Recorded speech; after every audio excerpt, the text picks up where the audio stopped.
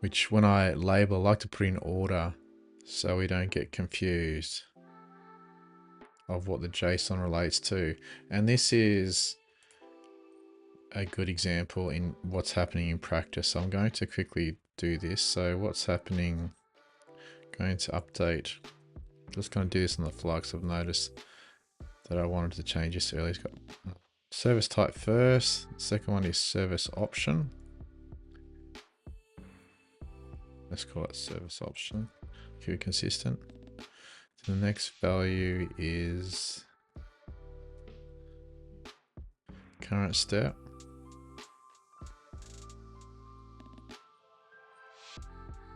Value.